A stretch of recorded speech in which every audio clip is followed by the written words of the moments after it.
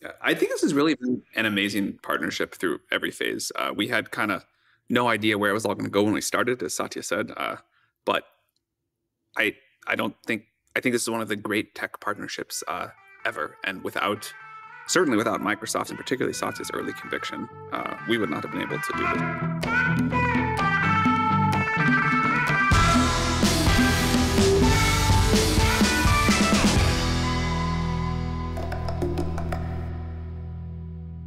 What a week. What a week.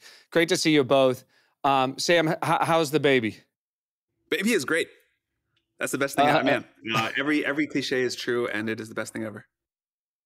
Hey, Satya, with all and your the time. smile on Sam's face whenever he talks about it's just his baby. It's just so different.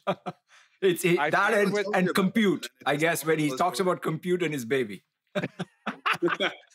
Well, Satya, have you given any dad tips with all this time you guys have spent together? I said just enjoy it. I mean, it's so awesome that we had our babies or our children so young, and I wish I could redo it. So in some sense, it's just the most precious time, and as they grow, it's just so wonderful. I'm so glad Sam is. I'm happy to be doing it older, but I do think sometimes, man, I wish I had the energy of when I was like 25. That part's harder. No doubt about it. What's the average age at OpenAI, Sam? Any idea? It's young. It's not crazy young. Not like most Silicon Valley startups. I don't know, maybe low 30s average. Are babies trending positively or negatively? Babies trending positively. Oh, that's good. That's good. Yeah. Well, you guys, such a big week. You know, I was thinking about, I started at NVIDIA's GTC, just hit $5 trillion. Google, Meta, Microsoft. Satya, you had your earnings yesterday. And we heard consistently, not enough compute, not enough compute, not enough compute. We got rate cuts on Wednesday. The GDP's tracking near 4%. And then I was just saying to Sam, the president's cut these massive deals in Malaysia, South Korea, Japan, sounds like with China, deals that really incredibly provide the financial firepower to reindustrialize America. Yeah. $80 billion for new nuclear fission, all the things that you guys need to build more compute. But certainly what wasn't lost in all of this was you guys had a big announcement on Tuesday that clarified your partnership. Congrats on that. And I thought we'd just start there. I really want to just break down the deal in really simple, plain language to make sure I understand it and others. But, we'll just start with your investment, Satya.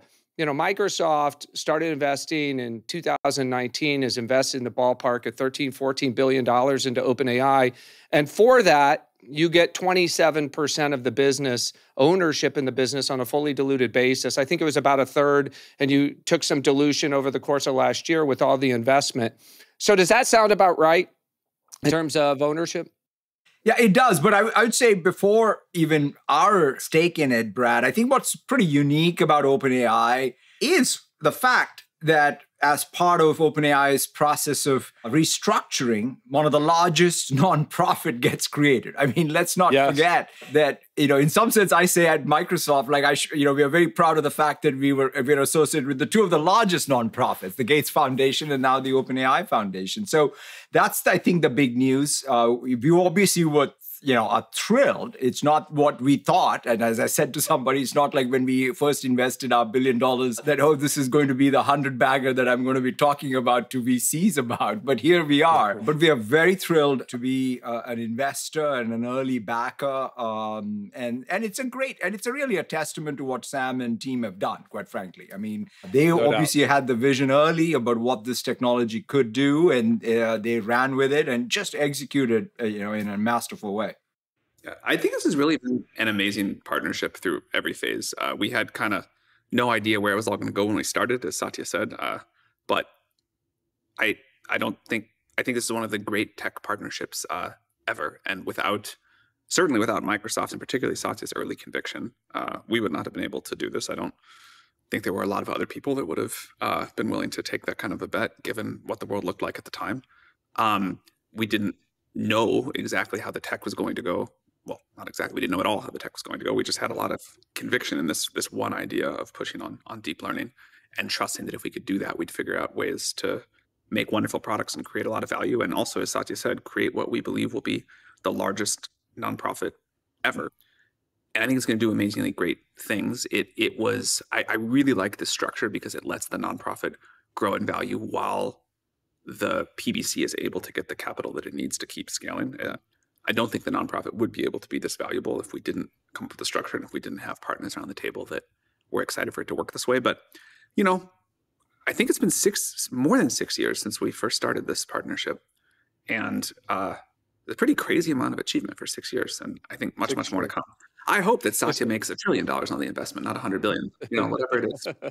Well, as part of the restructuring, you guys talked about it. You have this nonprofit on top and a public benefit corp below. It's pretty insane. The nonprofit is already capitalized with $130 billion, $130 billion of OpenAI stock. It's one of the largest in the world out of the gates. It could end up being much, much larger. The California Attorney General said they're not going to object to it. You already have this $130 billion dedicated to making sure that AGI benefits all of humanity. You announced that you're going to direct the first $25 billion to health and AI security and resilience, Sam.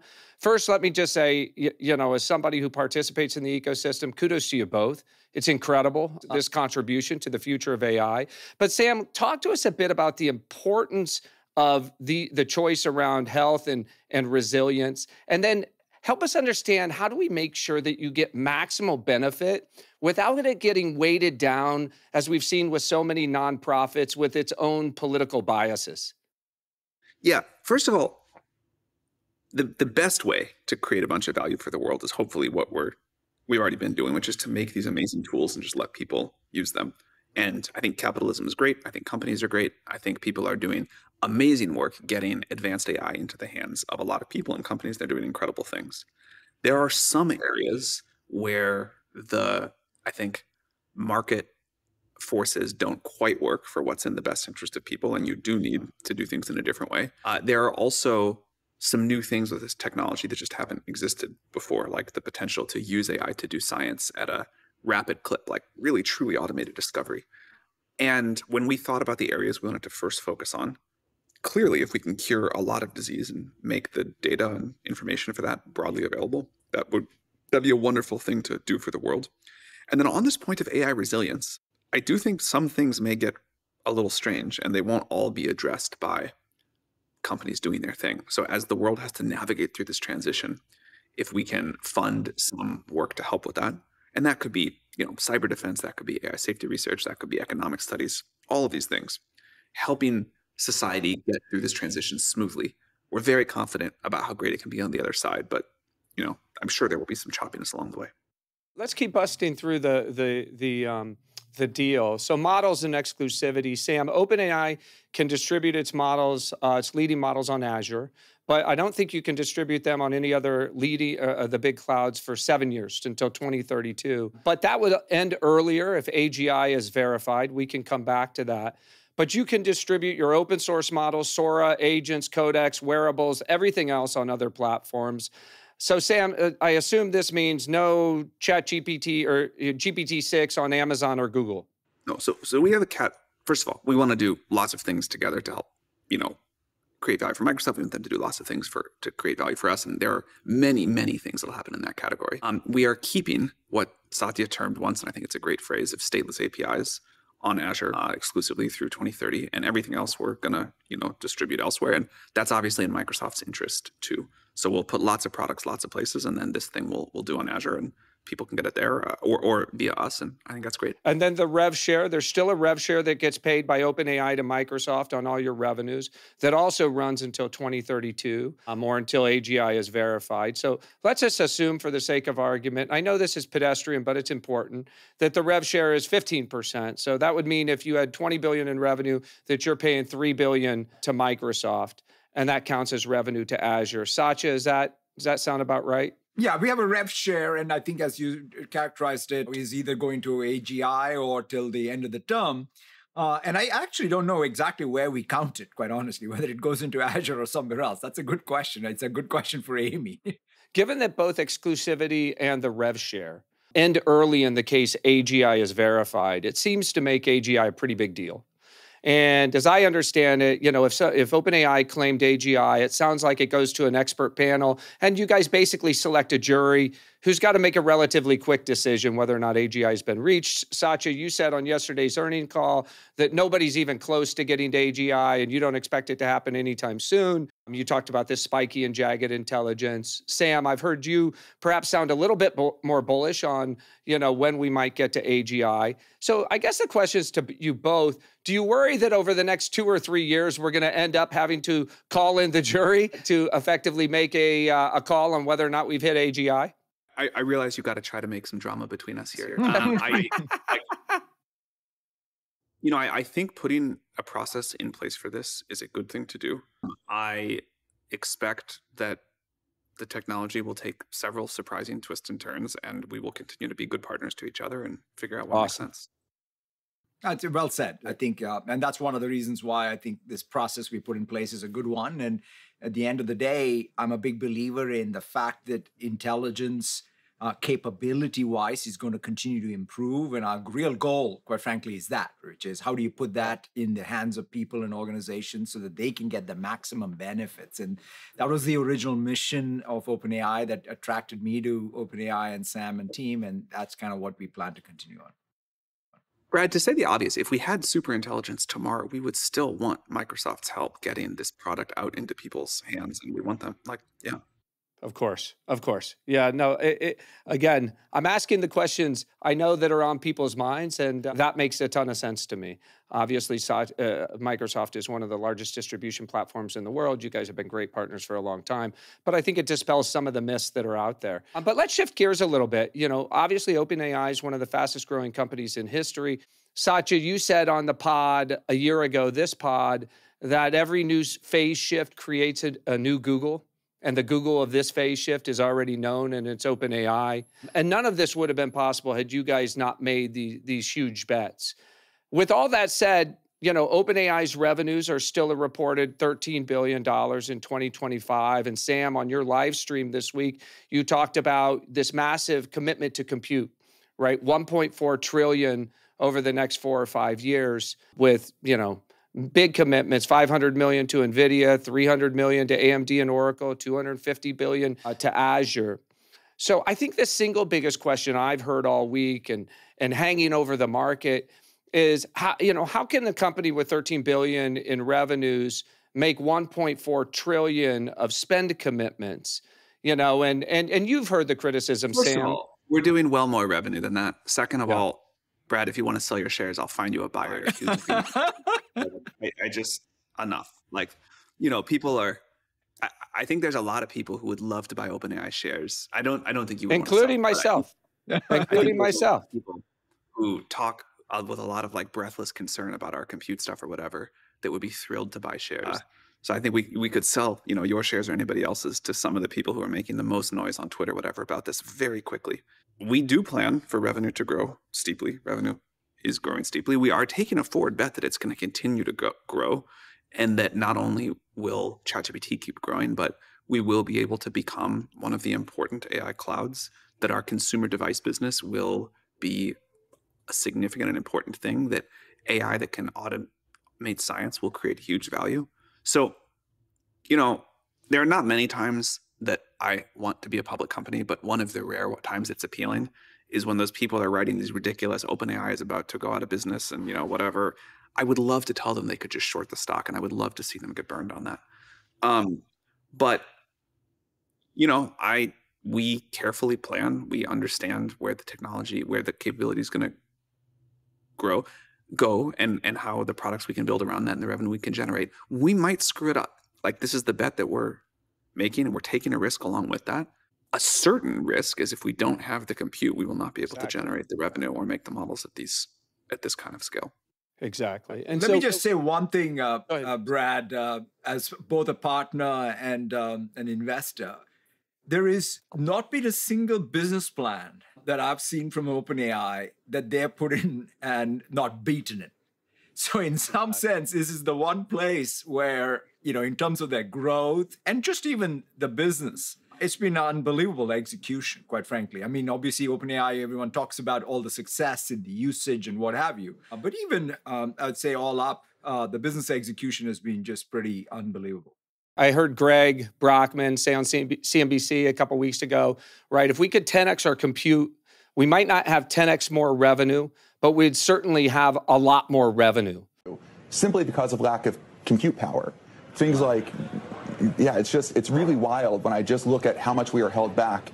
And in many ways, we have, we've scaled our compute probably 10x over the past year. But if we had 10x more compute, I don't know if we'd have 10x more revenue, but I don't think it'd be that far.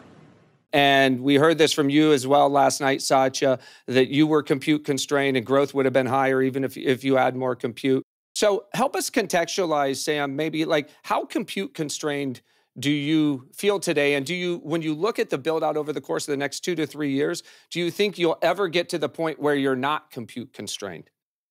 We talk about this question of, is there ever enough compute a lot? I think the answer is the best way to think about this is like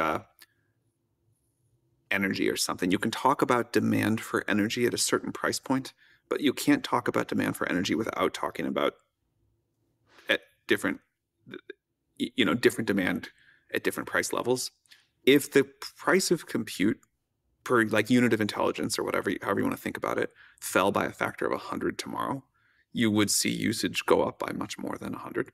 And there'd be a lot of things that people would love to do with that compute that just make no economic sense at the current cost, but there would be new kind of demand. So I think now, on the other hand, as the models get even smarter and you can use these models to cure cancer or discover novel physics or drive a bunch of humanoid robots to construct a space station or whatever crazy thing you want, then maybe there's huge willingness to pay a much higher rate cost per unit of intelligence for a much higher level of intelligence. That we don't know yet, but I would bet there will be. So I think when you talk about capacity, it's like a cost per unit and capability per unit, and you have to kind of, without those curves, it's sort of a made up number. It's not a super well specified problem. Yeah, I mean, I think the one thing that Sam, you've talked about, which I think is the right way is to think about, is that if intelligence is whatever log of compute, then you try and really make sure you keep getting efficient, and so that means the tokens per dollar per watt. And the economic value that the society gets out of it is what we should maximize and reduce the costs. And so that's where, if you sort of where like the Jevons paradox point is that, right, which is you keep reducing it, commoditizing in some sense intelligence so that it becomes the real driver of GDP growth all around. Unfortunately, it's something closer to log of intelligence equals log of compute, but we may figure out better scaling laws and we may figure out how to beat this yet. We heard from both Microsoft and Google yesterday. Both said their cloud businesses would have been growing faster if they have more GPUs. I asked Jensen on this pod if there was any chance over the course of the next 5 years we would have a compute glut. And he said it's virtually non-existent chance in the next 2 to 3 years.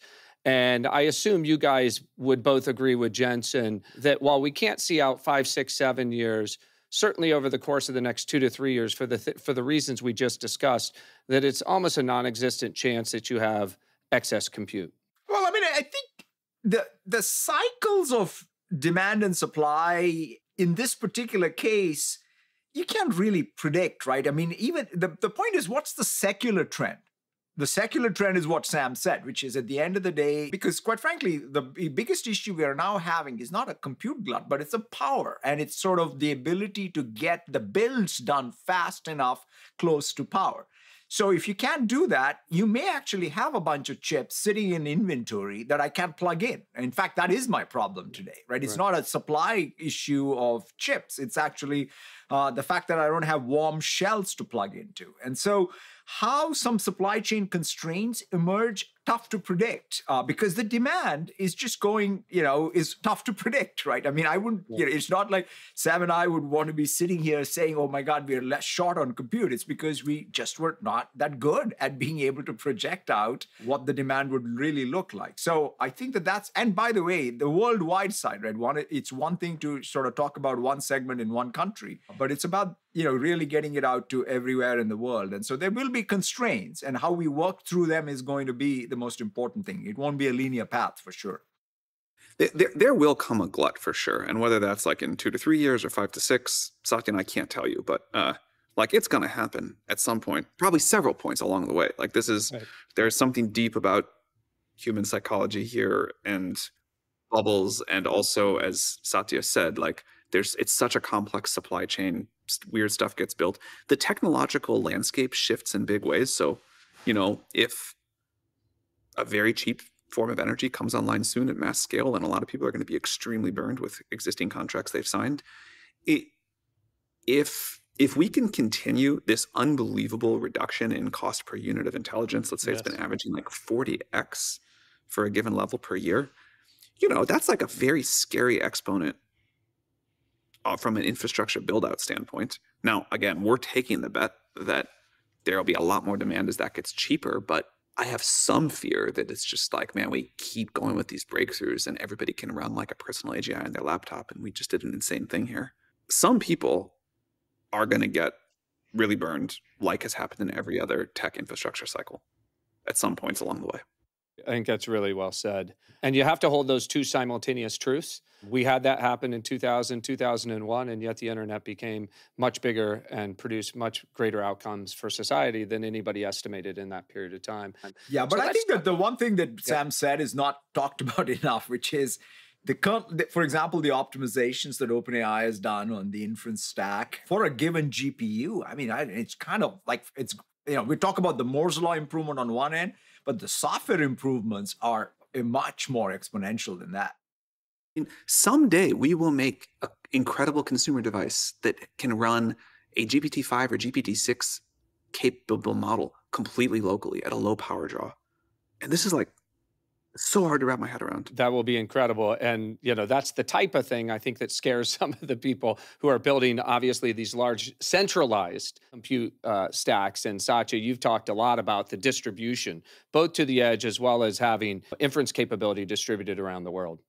Yeah, I mean, the way, at least I've thought about it, is more about really building a fungible fleet. I mean, when I look at sort of in the cloud infrastructure business, one of the key things you have to do is have two things. One is an efficient, like in this context, a very efficient token factory, and then high utilization. That's it. There are two simple things that you need to achieve. And in order to have high utilization, you have to have multiple workloads that can be scheduled, even on the training. I mean, if you look at the AI pipelines, there's pre-training, there's mid-training, there's post-training, there's RL. You want to be able to do all of those things. So thinking about fungibility of the fleet is everything for a cloud provider.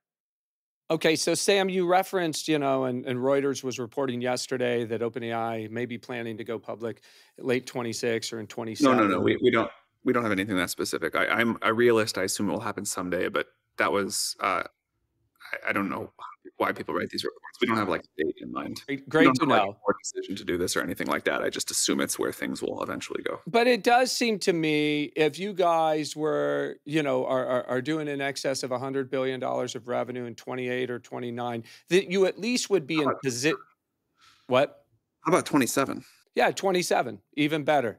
You are in position to do an IPO, and the rumored $1 trillion, again, just to contextualize for listeners, if you guys went public at 10 times $100 billion in revenue, right, which would be, I think, a lower multiple than Facebook went public at, a lower multiple than a lot of other big consumer companies went public at, that would put you at $1 trillion.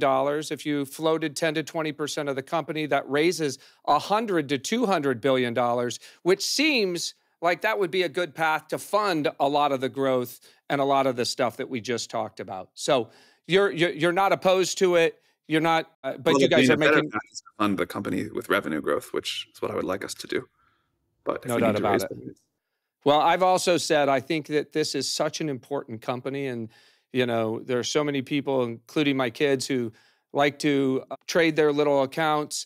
And they use ChatGPT, and I think having retail investors have an opportunity to buy one of the most important and largest companies. That would be honestly, that is probably the single most appealing thing about it to me. That would be really nice.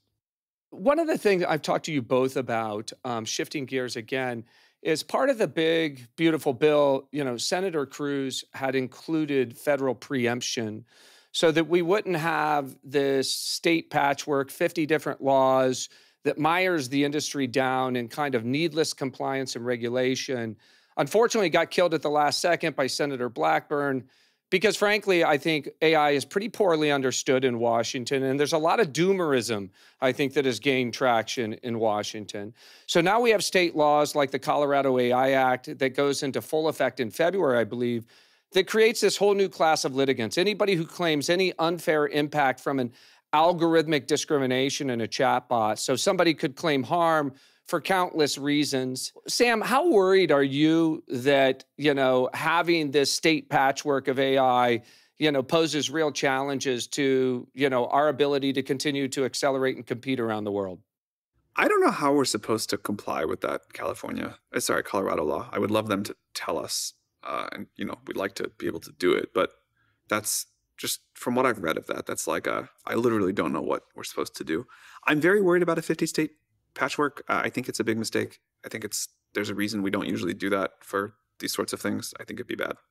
Yeah, I mean, I think the fundamental problem of this patchwork approach is, quite frankly, I mean, between OpenAI and Microsoft, we'll figure out a way to navigate this, right? I mean, we can figure this out. The problem is anyone starting a startup and trying to it just goes to the exact opposite of, I think, what the intent here is, which obviously safety is very important, making sure that the fundamental, concerns people have are addressed. But there's a way to do that at the federal level. So I think if we don't do this, again, EU will do it, and then that'll cause its own issues. So I think if US leads, it's better as one regulatory framework. For sure.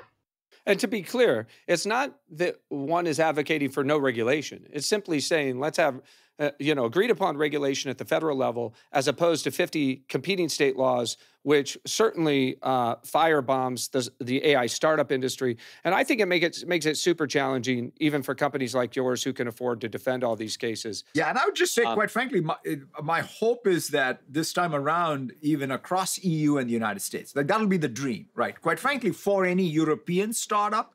I don't think that's going to happen, Satya. What is that? That would be great. I wouldn't hold your breath for that one. That would be great. No, but I really think that if you think about it, right, if anyone in Europe is thinking about their, how can they participate in this AI economy with their companies, this should be the main concern there as well. So therefore, I hope there is some enlightened approach to it, but I agree with you that, today I wouldn't bet on that. I do think that with Sachs as the AI czar, you at least have a president that I think might fight for that in terms of coordination of AI policy, using trade as a lever to make sure that, we don't end up with overly restricted European policy. But we shall see. I think first things first, federal preemption in the United States is pretty critical. We've been down in the weeds a little bit here, Sam. So I want to telescope out a little bit. I've heard people on your team talk about all the great things coming up. And as you start thinking about much more unlimited compute, ChatGPT 6 and beyond, robotics, physical devices, scientific research, as you look forward to 2026, what do you think surprises us the most? What are you most excited about in terms of what's on the drawing board? You just hit on a lot of the key points there. I think Codex has been a very cool thing to watch this year. And as these go from multi-hour tasks to multi-day tasks, which I expect to happen next year, what people be able to do to create software at an unprecedented rate and really in fundamentally new ways. I'm very excited for that. I think we'll see that in other industries too. I have like a bias towards coding. I understand that one better, but I think we'll see that really start to transform what people are capable of. I hope for very small scientific discoveries in 2026, but if we can get those very small ones, we'll get bigger ones in future years. That's a really crazy thing to say, is that like AI is going to make a novel scientific discovery in 2026, even a very small one. This is a wildly important thing to be talking about. So I'm excited for that. Certainly robotics and computer and new kind of computers in future years, that'll be very important. But yeah, my personal bias is, if we can really get AI to do science here, that is super intelligence in some sense. Like if this is expanding the total sum of human knowledge, that is a crazy big deal. Yeah, I think one of the things, to use your Codex example, I think the combination of the model capability, if you think about the magical moment that happened with ChatGPT, was the UI that met intelligence that just took off, right? It's just, unbelievable right form factor. And some of it was also the instruction following piece of model capability was ready for chat. I think that that's what the Codex and these coding agents are about to help us, which is what's that, coding agent goes off for a long period of time, comes back, and then I'm then dropped into what I should steer. Like one of the metaphors I think we're all sort of working towards is I do this macro delegation and micro steering. What is that UI meets this new intelligence capability? And you can see the beginnings of that with Codex, right? The way at least I use it inside a GitHub Copilot is it's just a different way than the chat interface. And I think that I think would be a new way for the human computer interface, quite frankly. It's probably bigger than that might be the departure. That's one reason I'm very excited that we're doing new form factors of computing devices, because computers were not built for that kind of workflow very well. Certainly, a UI like ChatGPT is wrong for it. But this idea that you can have a device that is sort of always with you, but able to go off and do things and get micro steer from you when it needs and have like really good contextual awareness of your whole life and flow, I think that'll be cool. And what neither of you have talked about is the consumer use case. I think a lot about, again, we go onto this device and we have to hunt and peck through 100 different applications and fill out little web forms, things that really haven't changed in 20 years. But to just have, a personal assistant that we take for granted, perhaps that we actually have a personal assistant, but to give a personal assistant for virtually free to billions of people around the world to improve their lives, whether it's, ordering diapers for their kid or whether it's, booking their hotel or making changes in their calendar. I think sometimes it's the pedestrian that's the most impactful. And as we move from answers to memory and actions, and then the ability to interface with that through an earbud or some other device that doesn't require me to constantly be staring at this rectangular piece of glass, I think it's pretty extraordinary. I think that's what Sam was teasing. Yeah. I hope we get it right. I got to drop off, unfortunately. Sam, it was great to see you. Thanks for joining us. Congrats again on this big step forward, and we'll talk soon. Thanks for letting me crash. See you, Sam. Yeah. Take care. See ya. As Sam well knows, we're certainly a buyer, not a seller. But sometimes, I think it's important because the world, we're pretty small. We spend all day long thinking about this stuff. Right. And so conviction, it comes from the 10,000 hours we've spent thinking about it. But the reality is we have to bring along the rest of the world, and the rest of the world doesn't spend 10,000 hours thinking about this. And frankly, they look at some things that appear overly ambitious, right? And get worried about whether or not we can pull those things off. So you took this idea to the board in 2019 to invest $1 billion into OpenAI. Was it a no-brainer in the boardroom? Did you have to expend any political capital to get it done? Dish for me a little bit, like what that moment was like, because I think it was such a pivotal moment, not just for Microsoft, not just for the country, but I really do think for the world. Yeah, I mean, it's interesting when you look back. The journey, when I look at it, it's been... we were involved even in 2016 when initially OpenAI started. In fact, Azure was even the first sponsor, I think. And then they were doing a lot more reinforcement learning at that time. I remember the Dota 2 competition, I think, happened on Azure. And then they moved on to other things. And, I was interested in RL, but quite frankly, it speaks a little bit to your 10,000 hours or the prepared mind. Microsoft since 1995 was obsessed. I mean, Bill's obsession for the company was natural language. I mean, after all, we're a coding company, we're an information work company. So it's when Sam in 2019 started talking about text and natural language and transformers and scaling laws. That's when I said, wow, like this is an interesting, I mean, this was a team that was going in the direction of travel was now clear. It had a lot more overlap with our interest. So in that sense, it was a no-brainer. Obviously, you go to the board and say, hey, I have an idea of taking $1 billion and giving it to this crazy structure, which we don't even kind of understand. What is it? It's a nonprofit, blah, blah, blah. And saying, go for it. There was a debate. Bill was kind of rightfully so skeptical because, and then he became like, once he saw the GPT-4 demo, like that was like the thing that Bill's talked about publicly where when he saw it, he said it's the best demo he saw after, what Charles Simonyi showed him at Xerox PARC. But quite honestly, none of us could. So the moment for me was that, let's go give it a shot. Then seeing the early codecs inside of Copilot, inside of GitHub Copilot, and seeing just the code completions and seeing it work, that's when I would say I felt like I can go from 1 to 10. Because that was the big call, quite frankly. 1 was controversial, but the 1 to 10 was what really made this entire era possible. And then obviously, the great execution by the team and the productization on their part, our part. I mean, if I think about it, right, the collective monetization reach of GitHub Copilot, ChatGPT, Microsoft 365 Copilot, and Copilot. You add those 4 things, that is it, right? That's the biggest sort of AI set of products out there on the planet. And that's, what obviously has let us sustain all of this.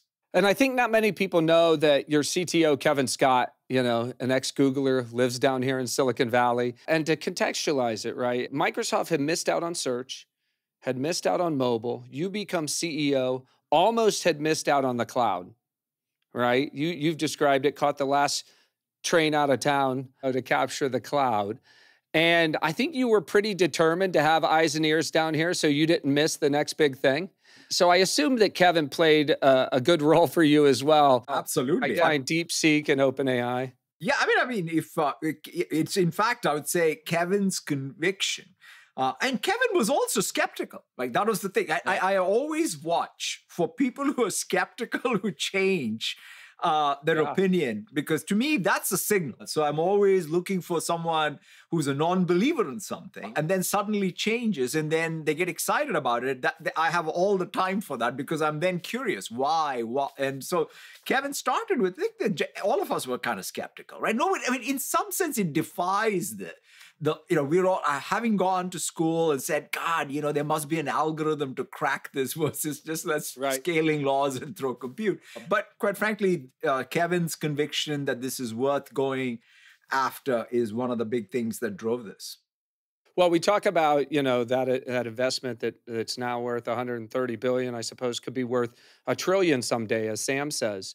But it really, in many ways, understates the value of the partnership, right? So you have the value in the rev share, billions per year going to Microsoft.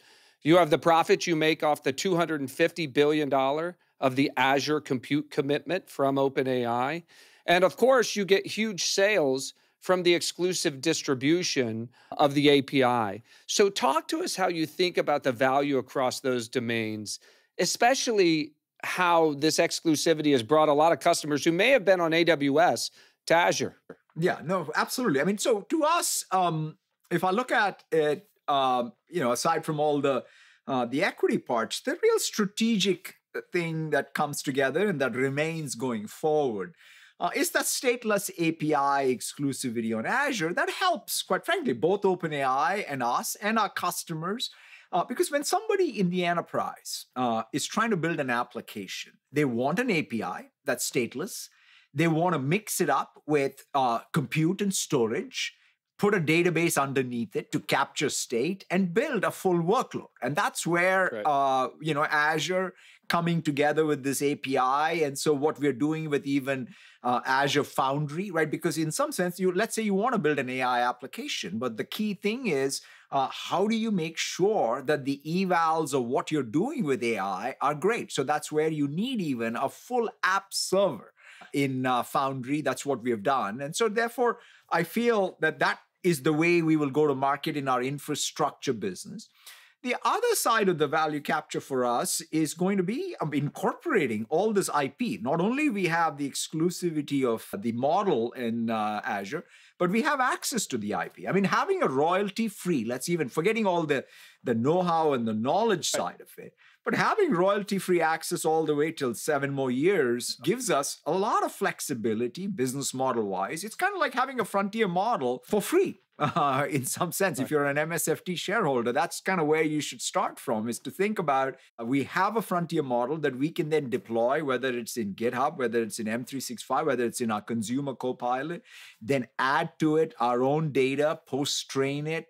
So that means we can have it embedded in the weights there. And so therefore, we are excited about the value creation on both the Azure and the infrastructure side, as well as in our high-value domains, whether it is in health, whether it's in knowledge work, whether it's in coding or security. You've been consolidating the losses from OpenAI. I think you just reported earnings yesterday. I think you consolidated $4 billion of losses in the quarter. Do you think that investors are, they may even be attributing negative value, right, because of the losses, as they apply their multiple of earnings, Satya. Whereas I hear this and I think about all of those benefits we just described, not to mention the look-through equity value that you own in a company that could be worth $1 trillion unto itself. Do you think that the market is kind of misunderstanding the value of OpenAI as a component of Microsoft? Yeah, that's a good one. So I think the approach that Amy is going to take is full transparency, because at some level, I'm no accounting expert. So therefore, the best thing to do is to give all of the transparency. I think this time around as well, I think that's why the non-GAAP gap, so that at least people can see the EPS numbers. Because the common sense way I look at it, Brad, is simple. If you've invested, let's call it $13.5 billion, you can, of course, lose $13.5 billion. Right. But you can't lose more than $13.5 billion. At least the last time I checked, that's what you have at risk. You could also say, hey, the $135 billion that is, today our equity stake, is sort of illiquid, what have you. We don't plan to sell it. So therefore, it's got risk associated with it. But the real story I think you are pulling is all the other things that are happening. What's happening with Azure growth, right? Would Azure be growing if we had not sort of had the OpenAI partnership? To your point, the number of customers who came from other clouds for the first time, right? This is the thing that really we benefited from. What's happening with Microsoft 365? In fact, one of the things about Microsoft 365 was, what was the next big thing after E5? Guess what? We found it in Copilot. It's bigger than any suite. Like, we talk about penetration and usage and the pace. It's bigger than anything we have done in our information work, which we've been at it for decades. And so we feel very, very good about the opportunity to create value for our shareholders. And then at the same time, be fully transparent so that people can look through what are the losses. Who knows what the accounting rules are, but we will do whatever is needed and people will then be able to see what's happening.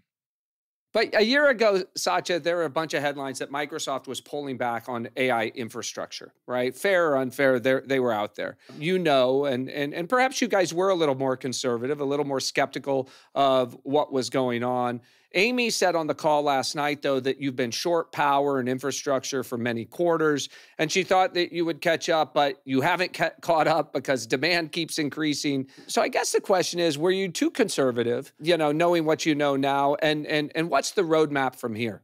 Yeah, it's a great question, because, see, the thing that we realized, and I'm glad we did, is that the concept of building a fleet that truly was fungible for all the parts of the life cycle of AI, fungible across geographies, and fungible across generations, right? So because one of the key things is when you have, let's take even what Jensen and team are doing, right? They're at a pace. In fact, one of the things I like is the speed of light, right? We now have GB300s that we're bringing up. So you don't want to have ordered a bunch of GB200s that are getting plugged in only to find the GB300s are in full production. So you kind of have to make sure you're continuously modernizing, you're spreading the fleet all over, you are really truly fungible by workload, and you're adding to that the software optimizations we talked about. So to me, that is the decision we made. And we said, look, sometimes you may have to say no to some of the demand, including some of the OpenAI demand, right? Because sometimes, Sam may say, hey, build me a dedicated, big, multi-gigawatt data center in one location for training. makes sense from an OpenAI perspective, doesn't make sense from a long-term infrastructure build out for Azure. And that's where I thought we did the right thing to give them flexibility to go procure that from others, while maintaining, again, a significant book of business from OpenAI, but more importantly, giving ourselves the flexibility with other customers, our own 1P. Remember, like one of the things that we don't want to do is be short on, we talk about Azure. In fact, sometimes our investors are overly fixated on the Azure number. But remember, for me, the high margin business for me is Copilot. It is security Copilot. It's GitHub Copilot. It's the healthcare Copilot. So we want to make sure we have a balanced way to approach the returns that the investors have. And so that's kind of one of the other misunderstood perhaps in our investor base in particular, which I find pretty strange and funny, because I think they want to hold Microsoft because of the portfolio we have. But man, are they fixated on the growth number of one little thing called Azure? On that point, Azure grew 39% in the quarter on a staggering $93 billion run rate. And, I think that compares to GCP that grew at 32% and AWS closer to 20%.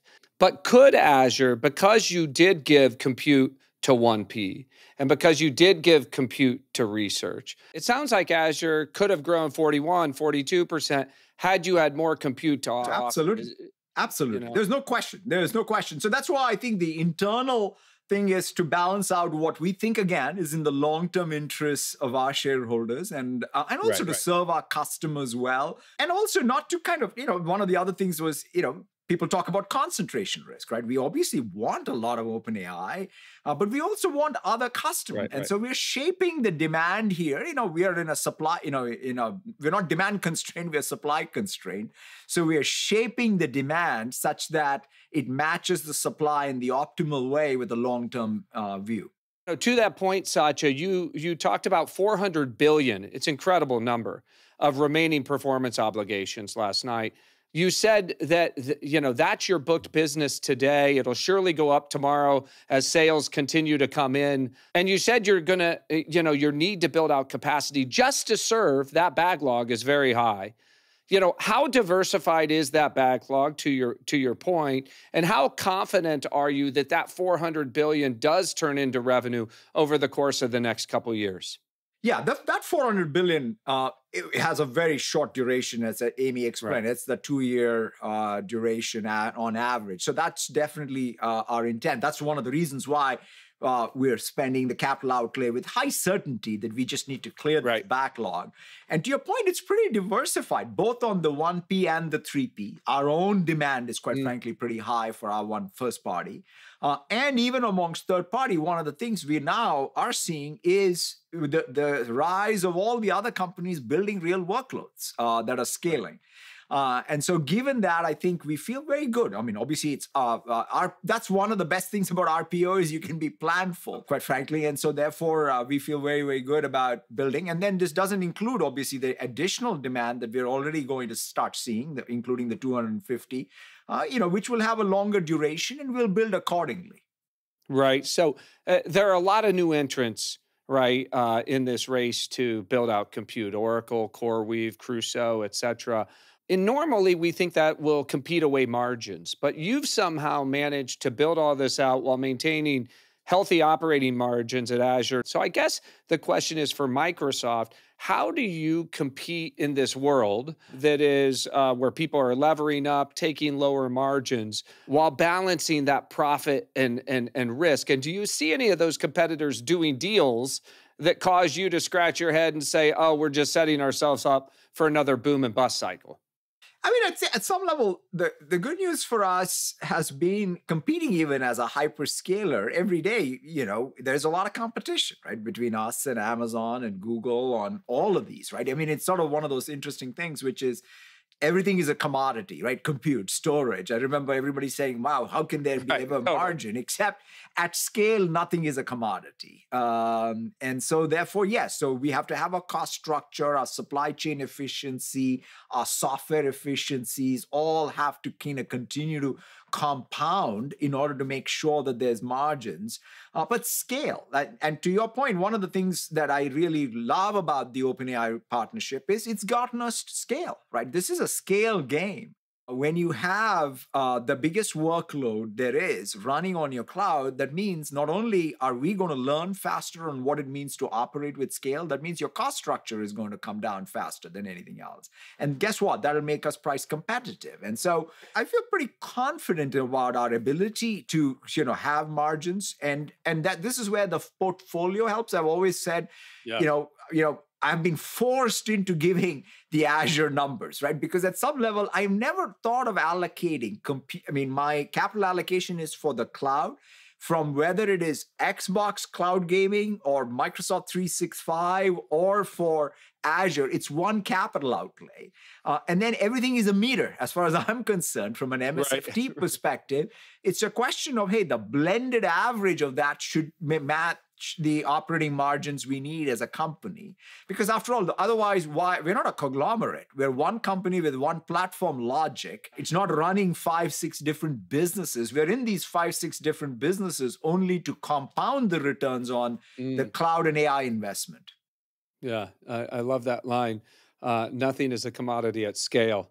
There's been a lot of ink and time spent, even on this podcast with my partner, Bill Gurley, talking about circular revenues, including Microsoft's Azure credits, right, to OpenAI that were booked as revenue. Do you see anything going on like the AMD deal, where they traded 10% of their equity and, for a deal, or the NVIDIA deal? Again, I don't want to be overly fixated on concern, but I do want to address head on what is being talked about every day on CNBC and Bloomberg. And there are a lot of these overlapping deals that are going on out there. Do you, when you think about that in the context of Microsoft, does any of that worry you again as to the sustainability or durability of the AI revenues that we see in the world? Yeah, first of all, our investment of, let's say, that 13.5, which was all the training investment, that was not booked as revenue. That is the reason why we have the equity percentage. That's the reason why we have the 27% or 135 billion. So that was not something that somehow that made it into Azure revenue. In fact, if anything, the Azure revenue was purely the consumption revenue of ChatGPT and anything else, and the APIs they put out that they monetized and we monetized. To your aspect of others, to some degree, it's always been there in terms of vendor financing, right? So it's not like a new concept that when someone's building something and they have a customer who's also building something, but they need financing, for whether it is it's sort of they're taking some exotic forms, which obviously need to be scrutinized by the investment community. But that said, vendor financing is not a new concept. Interestingly enough, we have not had to do any of that, right? We may have, really either invested in OpenAI and essentially got an equity stake in it for return for compute, or essentially sold them great pricing of compute in order to be able to sort of bootstrap them. But others choose to do so differently, and I think circularity ultimately will be tested by demand, because all this will work as long as there is demand for the final output of it. And up to now, that has been the case. Certainly. Well, I want to shift, as you said, over half your business is software applications. I want to think about software and agents. Last year on this pod, you made a bit of a stir by saying that much of application software, was this thin layer that sat on top of a CRUD database. The notion that business applications exist, that's probably where they'll all collapse, right, in the agent era. Because if you think about it, right, they are essentially CRUD databases with a bunch of business logic. The business logic is all going to these agents. Public software companies are now trading at about 5.2 times forward revenue. So that's below their 10-year average of 7 times, despite the markets being at all-time highs. And there's lots of concern that SaaS subscriptions and margins may be put at risk by AI. So how today is AI affecting the growth rates of your software products, of those core products, and specifically as you think about database, Fabric, security, Office 360? And then second question, I guess, is what are you doing to make sure that software is not disrupted, but is instead superpowered by AI?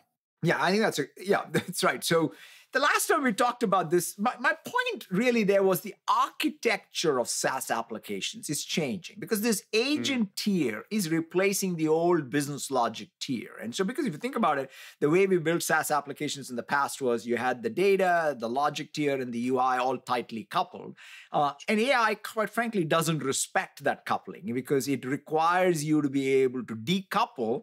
And yet, the context engineering is going to be very important. I mean, take something like Office 365. One of the things I love about our Microsoft 365 offering is it's low ARPU, high usage. Right? I mean, if you think about it, right? Outlook or Teams or SharePoint, you pick Word or Excel, like people are using it all the time, creating lots and lots of data, which is going into the graph. And our ARPU is low. So that's sort of what gives me real confidence that this AI tier, I can meet it by exposing all my data. In fact, one of the fascinating things that's happened, Brad, with both GitHub and Microsoft 365 is thanks to AI, we are seeing all-time highs in terms of data that's going into the graph or the repo. I mean, think about it. The more code that gets generated, whether it is Codex or Claude or wherever, where is it going? GitHub. More PowerPoints that get created, Excel models that get created, all these artifacts, and chat conversations. Chat conversations are new docs. They're all going into the graph. And all that is needed, again, for grounding. So that's what, you turn it into a forward index, into an embedding. And basically, that semantics is what you really go ground any agent request. And so I think the next generation of SaaS applications will have to sort of, if you are high ARPU, low usage, then you have a little bit of a problem. But if we are the exact opposite. We are low ARPU, high usage. And I think that anyone who can structure that and then use this AI as, in fact, an accelerant, because, I mean, like, if you look at the M365 Copilot price, I mean, it's higher than any other thing that we sell.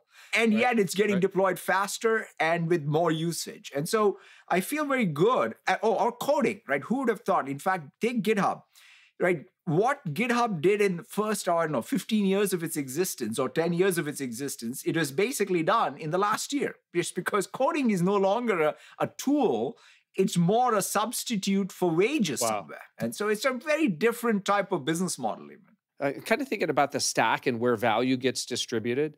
So until very recently, right, clouds largely ran pre-compiled software. You didn't need a lot of GPUs, and most of the value accrued to the software layer, to the database, to the applications like CRM and Excel. But it does seem in the future that these interfaces will only be valuable, right, if they're intelligent, right? If they're pre-compiled, they're kind of dumb. The software's got to be able to think and to act and to advise.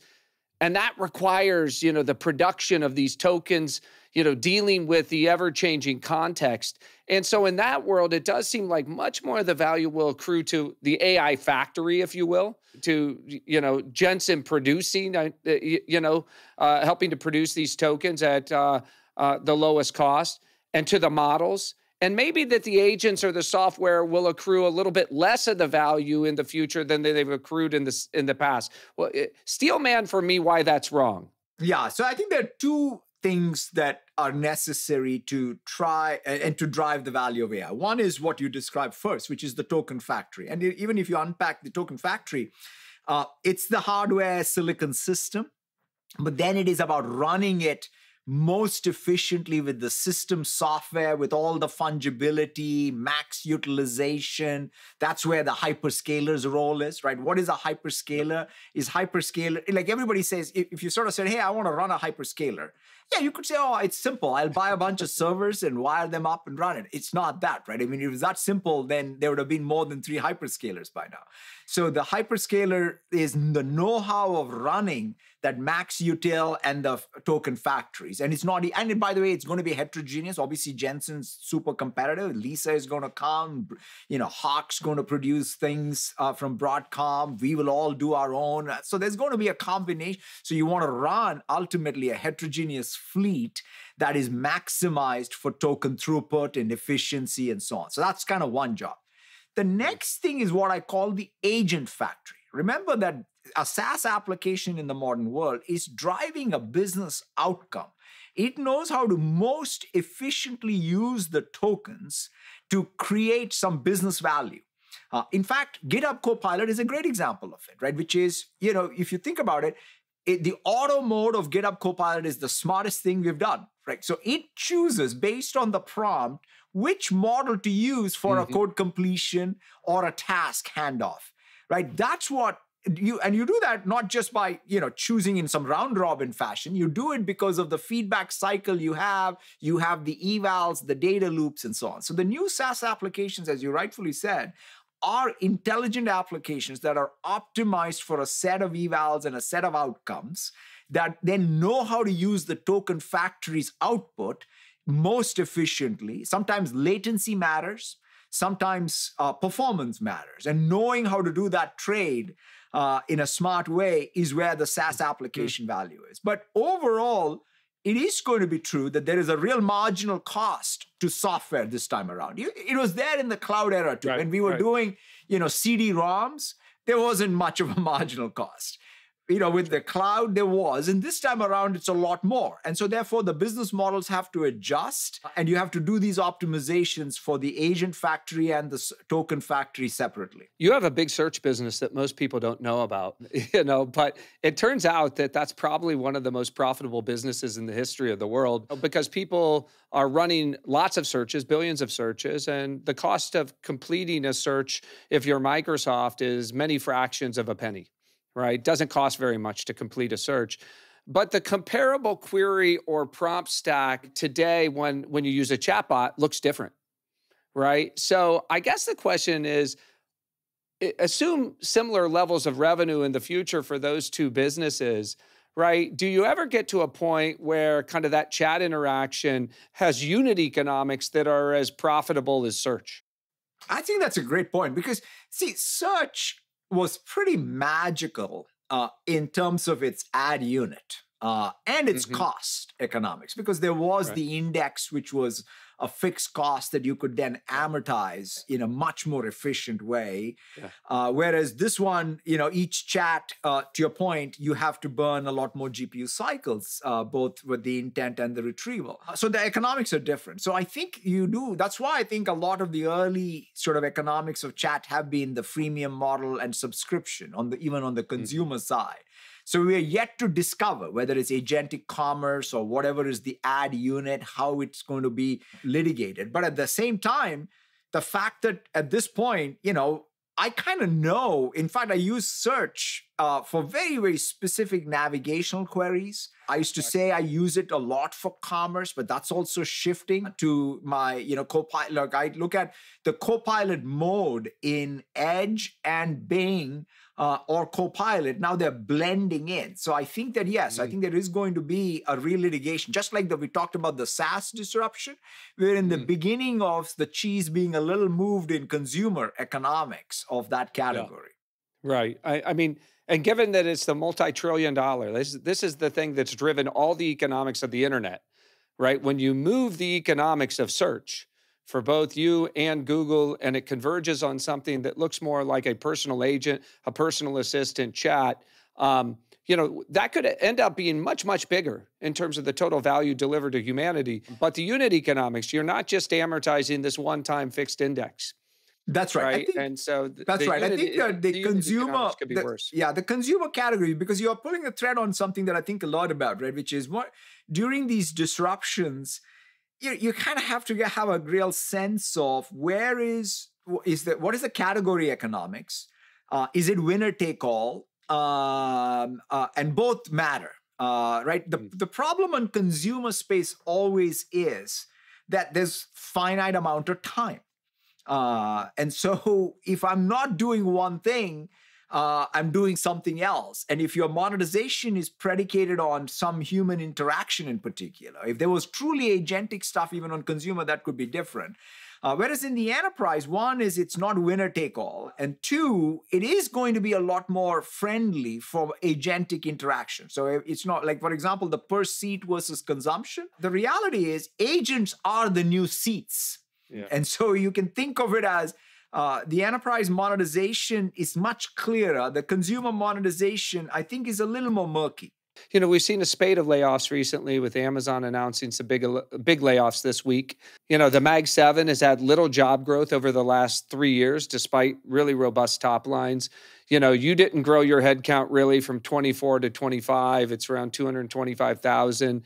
You know, many attribute this to normal getting fit, you know, just getting more efficient coming out of COVID. And I think there's a lot of truth to that. But do you think part of this is due to AI? Do you think that AI is going to be a net job creator?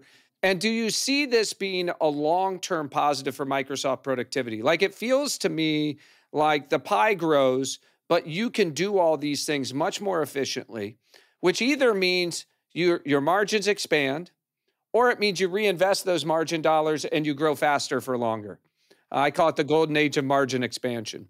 I'm a firm believer that the productivity curve does and will bend, in the sense that we will start seeing some of what is the work and the workflow in particular change, right? There's going to be more agency for you at a task level to get to job complete because of the power of these tools in your hand. And that, I think, is going to be the case. So that's why I think we are even internally, for example, when you talked about even our allocation of tokens, we want to make sure that everybody at Microsoft, standard issue, right? All of them have Microsoft 365 to the tilt in the sort of most unlimited way, and have GitHub Copilot so that they can really be more productive.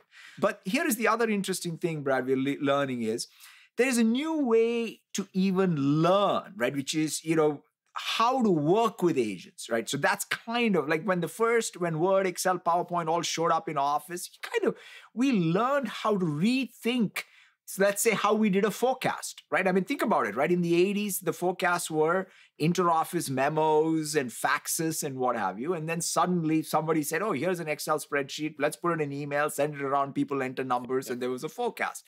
Similarly, right now, any planning, any execution starts with AI. You research with AI, you think with AI, you share with your colleagues, and what have you. So there's a new artifact being created and a new workflow being created. And that is the rate of the pace of change of the business process that matches the capability of AI. That's where the productivity efficiencies come. And so organizations that can master that are going to be the biggest beneficiaries, whether it's in our industry or, quite frankly, in the real world. And so is Microsoft benefiting from that? You know, so let's think about a couple of years from now, 5 years from now. At the current growth rate will be sooner, but let's call it 5 years from now, your top line is twice as big as what it is today, Satya. How many more employees will you have if you grow revenue by?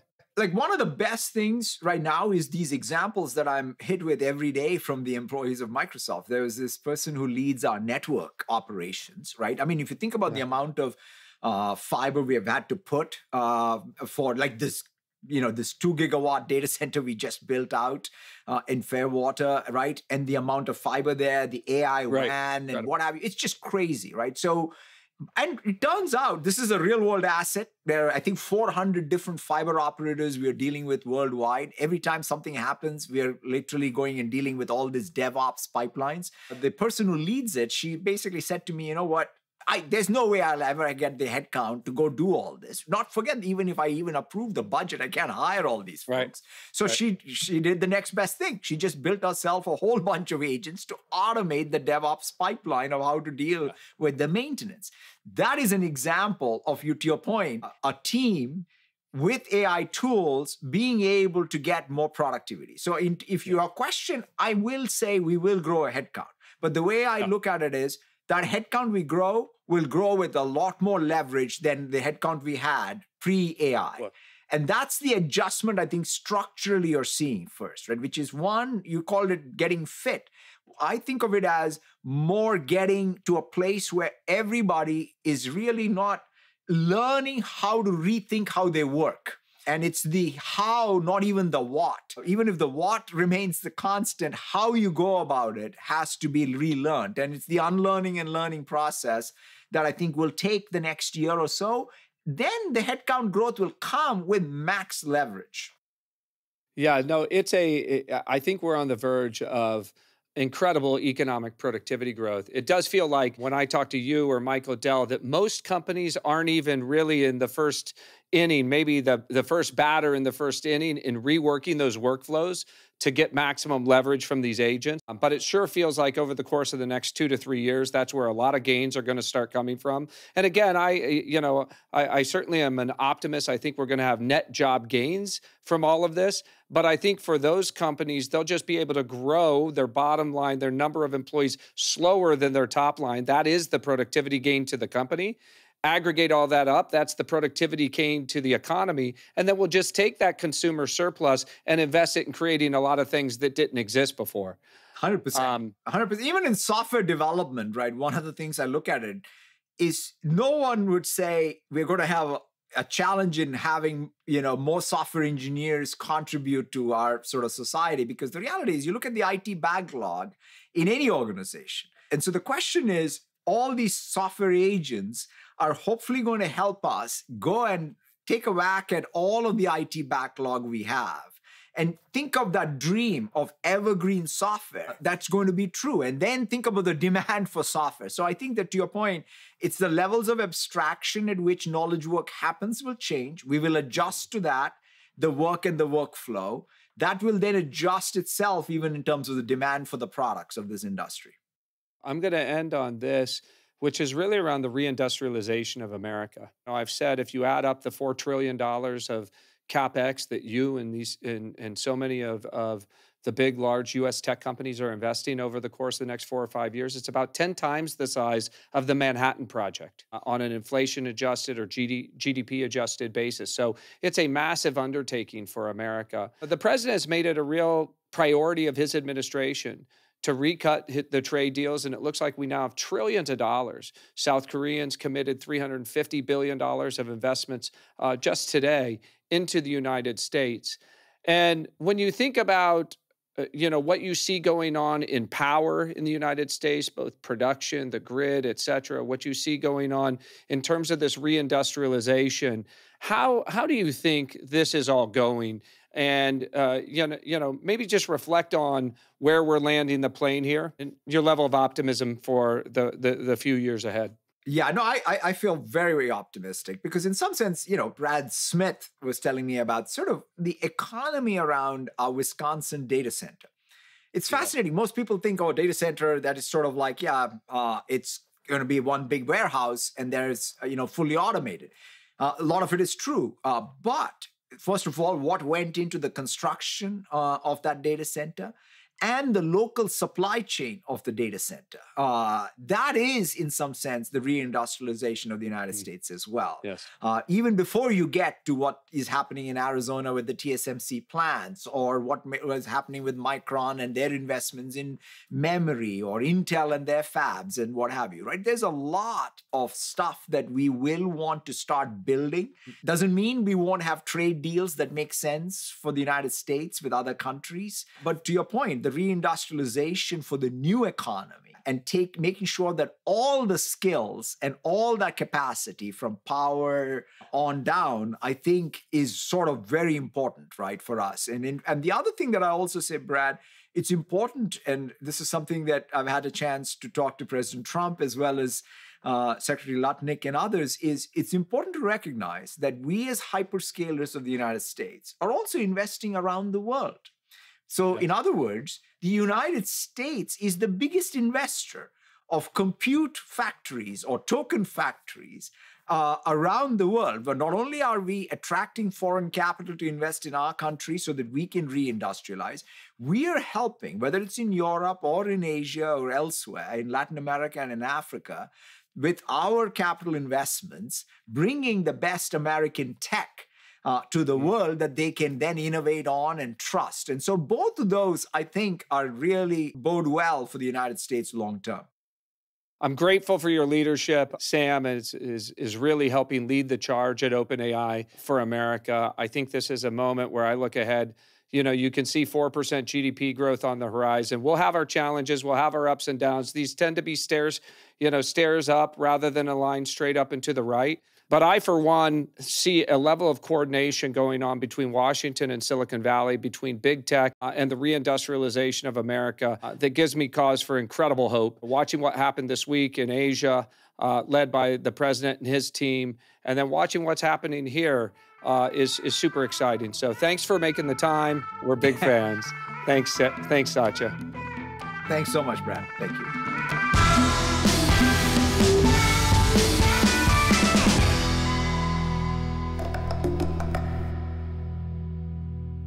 As a reminder to everybody, just our opinions, not investment advice.